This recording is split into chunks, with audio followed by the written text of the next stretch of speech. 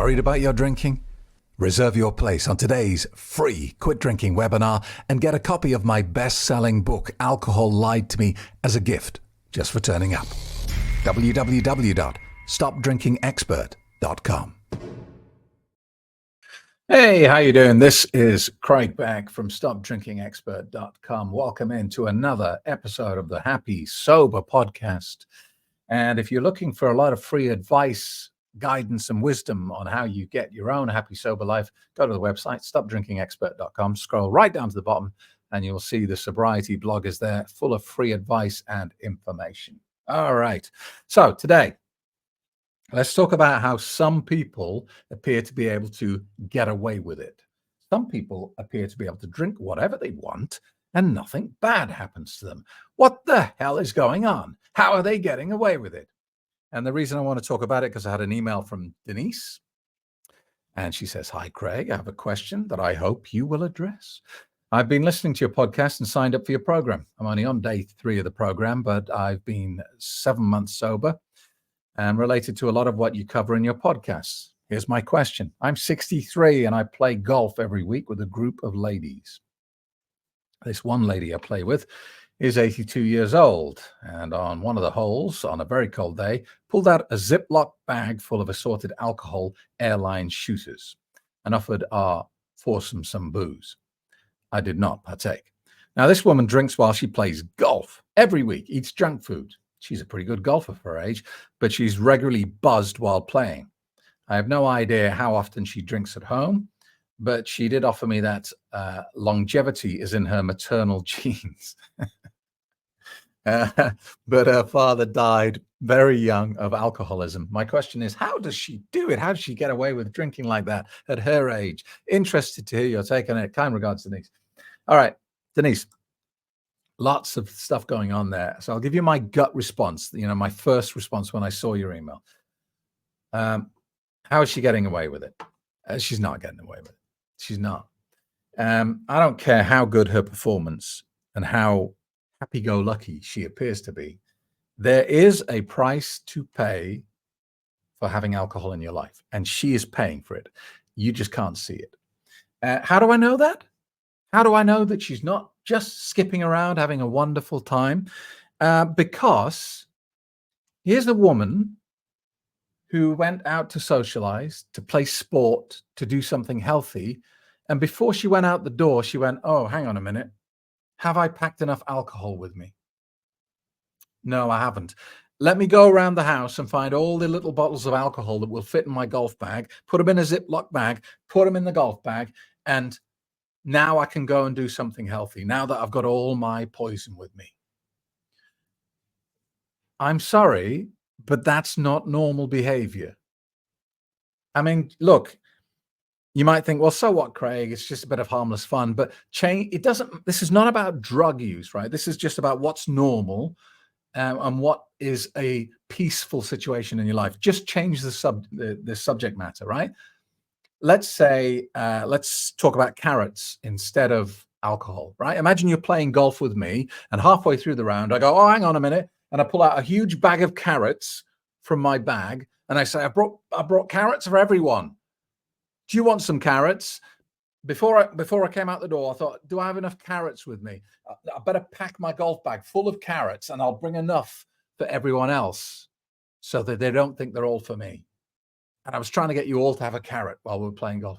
Wouldn't you think this guy is mental? This guy has a big problem with carrots. Yeah?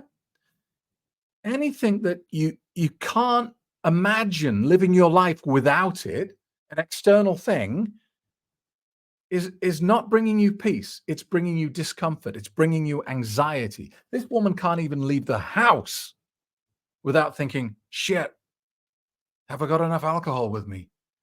No. Oh my God, I better bring. That's not relaxing. That's not peace. I don't know what it is these days, but I talk for more than 5 minutes, I get a sore throat. It's a bonus if you live with me. So, yeah, I don't think she is getting away with it, Denise. But, she's 83 years old. She's obviously had a drinking problem for a long period of time. Why isn't she dead, goddammit? I mean, that's kind of what we're thinking, isn't it? You know, we're giving up this thing that we thought was our friend, and it's not an easy decision. It's a difficult thing to decide to do, and we're doing it because we think it's the right thing to do. We want to live our best life. We want to be around for our children and our grandchildren. We want to have a healthy life. We want to live as long as possible. And here's this woman sneaking away with it and cheating death at 83 and drinking the thing that we want but we can't have. Look, never compare yourself to other people. Not when in terms of how much you drink or whether they're drinking or not. Occasionally you will meet people who live to be 90, 95, 100, 105, and you ask them, what's the secret to longevity? And they say, drinking whiskey every day and smoking 40 cigarettes a day never did me any harm. Yay. But there's no safety in numbers with alcohol. It's not like if you can look around and find enough people like your friend who've lived to be 83 and got away with it, that somehow protects you. It doesn't give you any protection. It doesn't give you any benefit at all. Social proof around using an addictive poison is worthless. And that's why I always compare drinking alcohol to playing Russian roulette. Russian roulette, that fabled game of, I think it's folklore because I can't imagine anyone's ever really played it. But the story goes, you take a revolver, you put one bullet in the revolver, spin the revolver and shoot it at your head. And you've got a 1 in 6 chance of dying. So that's what alcohol's like.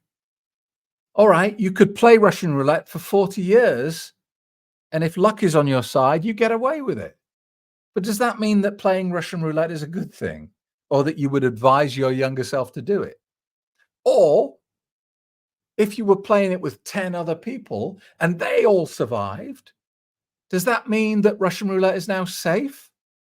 Does that mean the safety in numbers protected you? Does that mean the social proof of other human beings playing the game afforded you some sort of protection? No.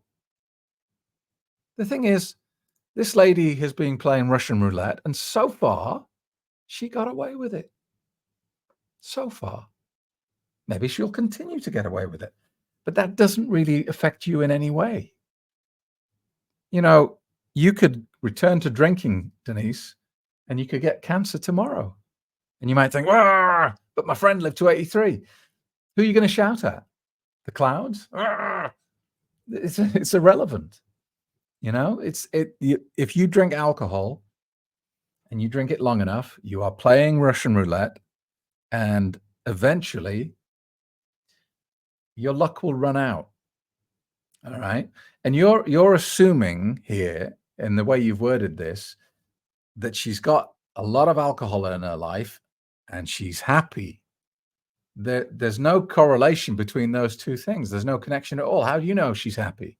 She probably isn't happy if she's choosing to escape life every day by drinking an anesthetic.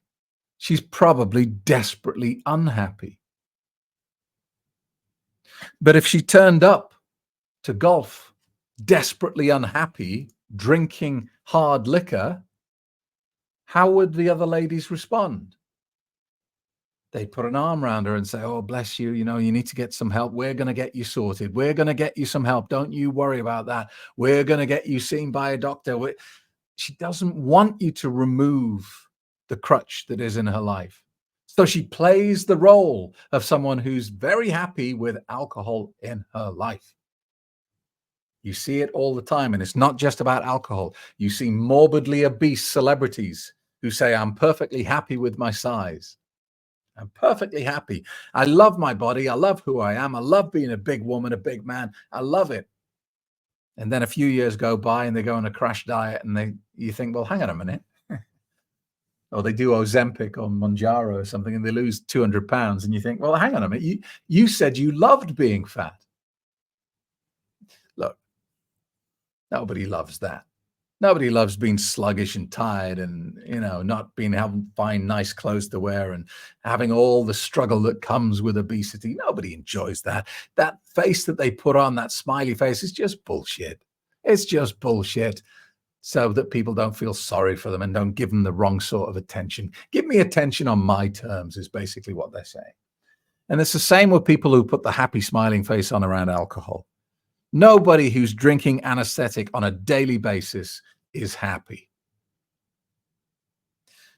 You may be happy in that you're relieving the withdrawal symptoms that you're now feeling on a regular basis. But look, when I think back to when I was drinking 1 or 2 bottles of wine a day, everything was fine as long as I got my wine. But you take that wine off from me or tell me I have to go somewhere where I'm not drinking, I am in a foul mood. I am like a petulant child. I'm kicking, I'm screaming, I'm sulking, I'm calling everyone all the names under the sun. Why? Because I'm being prevented from drinking my drug of choice. I'm prevented from drinking the anesthetic. Does that sound like a happy, peaceful life? Does that sound like a man who's in love with his family, in love with his world, comfortable and confident and secure? No. So Denise, I don't think she is getting away with it. She's a good actress. That's all she is. There was just one other point I wanted to make here. And it's about confirmation bias, right? Confirmation bias is a bit of a curse, really, because if you can make statements about yourself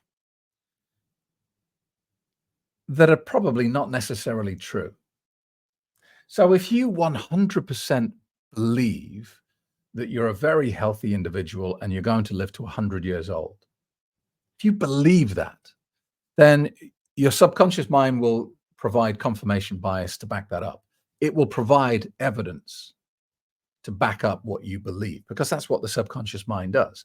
So you'll see articles that say people who look and act and work in the field you do live longer than most people. People with your genetic makeup tend to live longer, and you'll just cherry pick this information, not consciously. You'll just notice it on Facebook, or you'll notice it on X or something like that, or YouTube will put a video up and it'll be about someone like you living to 120, and you go, yeah, that's evidence that what I believe is true. All of this is going on in your subconscious mind. You're not conscious of it at all. And you can live in that state of confirmation bias for as long as life will let you, but there will come a point where life slaps you about the chops and takes over. Yeah, you're super healthy and not, never had anything wrong with you, until that's not true, until you get cancer, until you get seriously ill. I used to feel like that all the time. I used to feel like I was invincible. And now I'm 50 and my hips hurt and my back hurts. And when I try and get out of bed in the morning, I go, I'm starting to realize that it doesn't matter how much I believe that I'm Superman, I'm not. And life is going to remind me of that.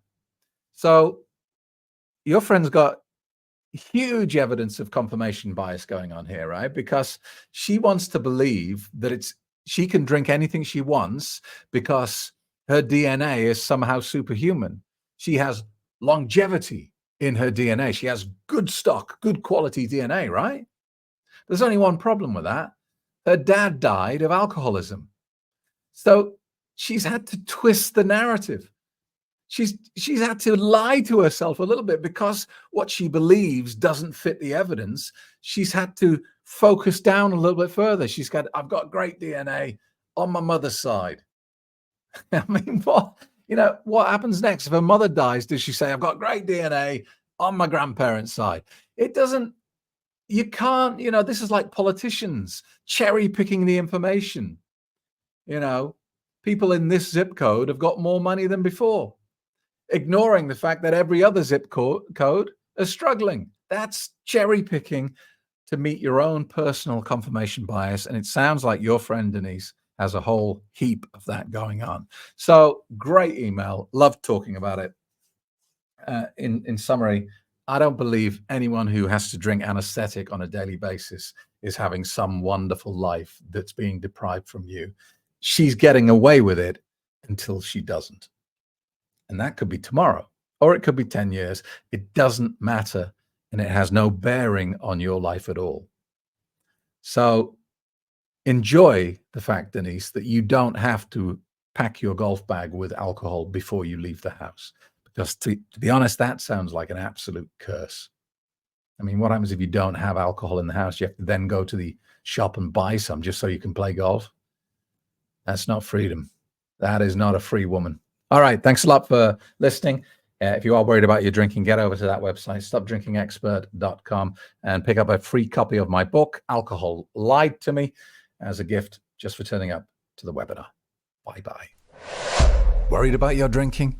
Reserve your place on today's free Quit Drinking webinar and get a copy of my best-selling book, Alcohol Lied to Me, as a gift just for turning up. www.stopdrinkingexpert.com